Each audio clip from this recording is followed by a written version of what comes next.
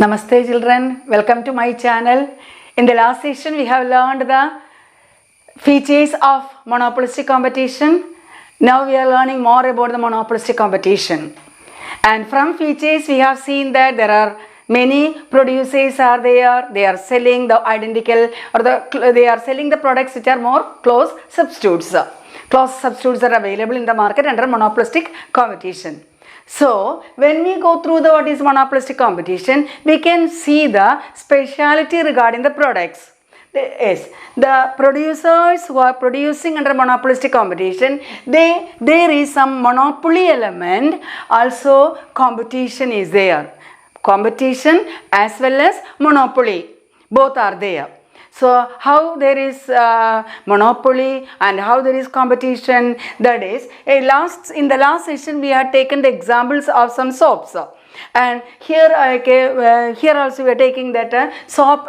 Regarding soaps in the availability of the market, there are different soaps are there. So, that is we call it as they are the close substitutes. They are close substitutes.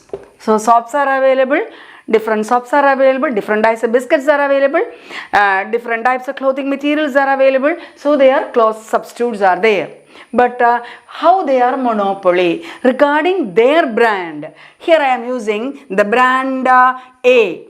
In the brand A, regarding the price of the product will be determined by the producer of brand A. The producer will determine what should be the price of the product.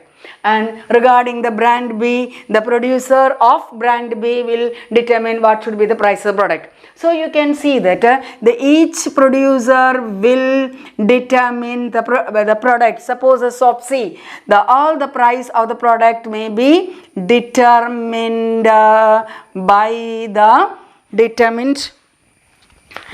it will be determined by the producer.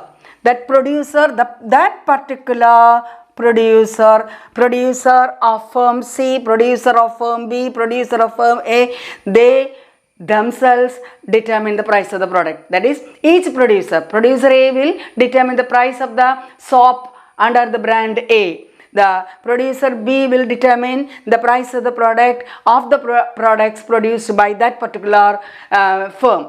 So, different firms will determine what should be the price of the product. That is one condition, that is they are having some monopoly control over the price of their products. They have their own control over their brand.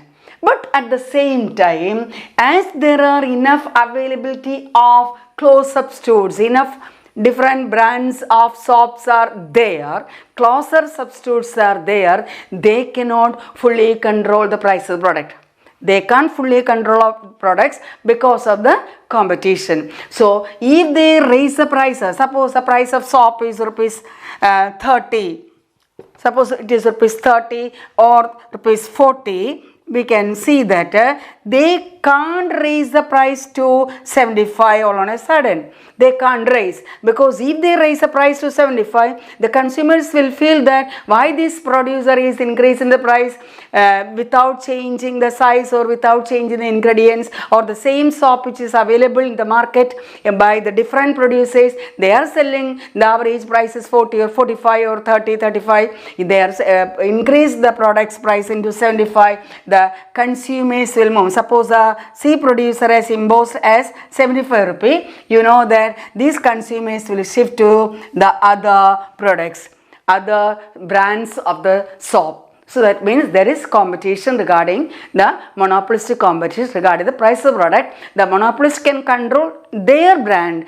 to some extent, only to some extent only. To some extent only they can control the price of the brand of the product or their product.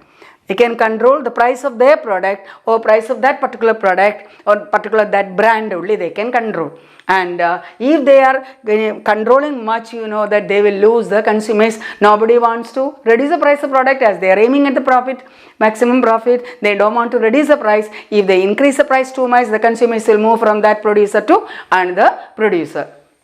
So that is a very important feature, very important thing you should keep in mind while you are learning the monopolistic competition. Connected to this we can see what about the average revenue curve under monopolistic competition and marginal revenue curve under monopolistic competition.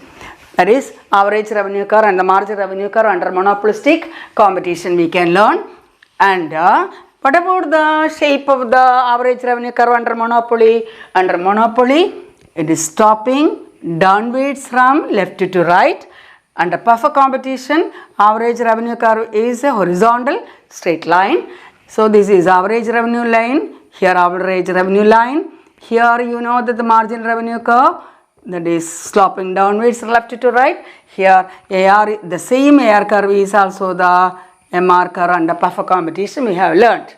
And now under monopolistic competition we are learning what is the shape of AR and MR curves. AR and MR curves.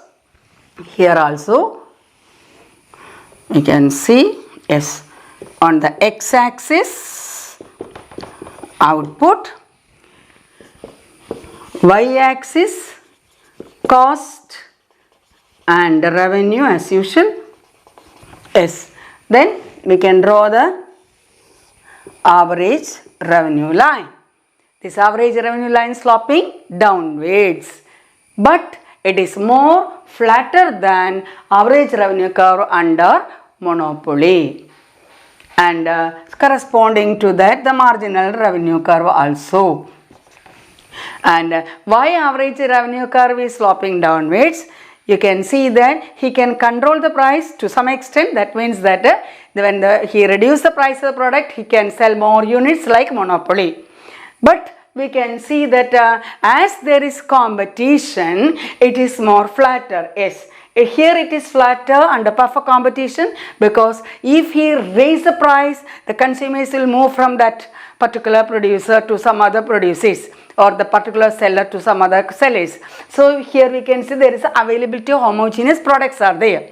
As availability of homogeneous products are there, under perfect competition, a producer cannot influence the price of the product. So because of the competition, because of the element of competition, here under monopolistic competition, he cannot control the price after some extent. To some extent only they can control. So I told you already, to some extent they can control the price, because to some extent they can control the price of the product because of the element of monopoly.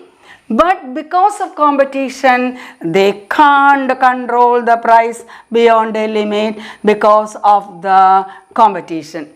Because of this reason, the AR curve is sloping downwards, but because they can't control the price of the product, because there are enough products available in the market under monopolistic competition, it is a flatter curve. It is a flatter curve. So flatter curve means there is competition, so they can't fully control the price of the product. It is steeper curve, or it is sloping downwards, because they have to some extent under monopolistic competition, the producer can control the price of the product.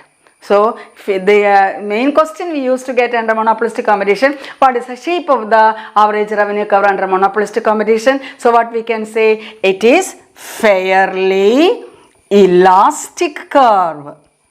It is meant by, it is fairly elastic curve. What is the reason? It cannot fully control the price of the product.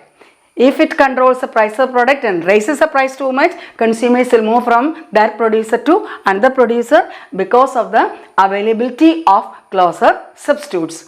And that means there is competition. The producer is facing competition in the market, so he cannot fully control the price of product. That is why average revenue curve is a fairly elastic curve. Understood, children?